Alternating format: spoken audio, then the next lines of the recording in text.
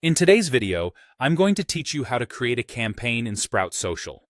Whether you're managing multiple social media profiles or just looking to streamline your campaign management, Sprout Social makes this process simple and efficient.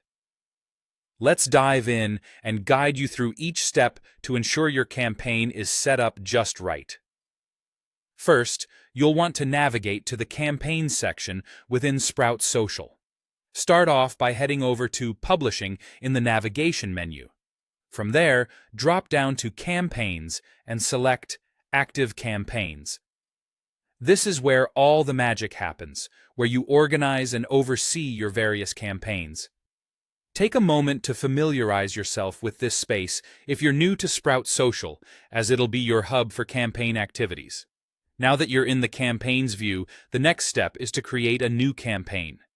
You should see a Create Campaign button prominently displayed, usually in the top right corner of your screen.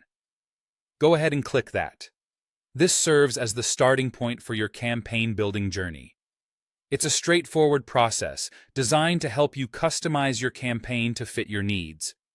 Once you click on Create Campaign, a new window will pop up labeled New Campaign. Here's where you'll input all of your campaign details. Start with the campaign name. Be specific and intentional with your naming to ensure clarity for anyone involved in the project. Moving on, you'll select a display color.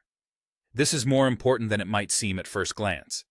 A distinct color helps to visually differentiate your campaign in the calendar view, allowing you and your team to easily spot and distinguish it from other campaigns at a glance.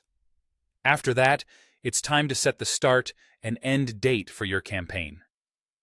Be mindful of these dates, as they define the active period of your campaign. Planning accurately helps in executing timely posts and assessing performance within a stipulated time frame.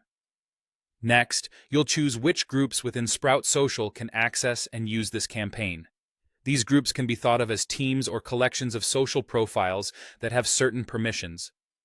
Make sure you select the correct groups to ensure that the right people have access to the campaign details.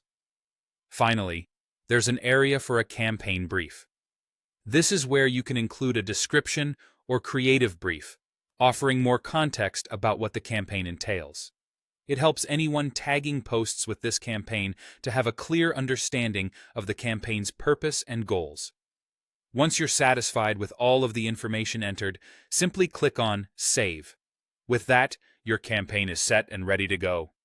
Thanks for joining me on this walkthrough.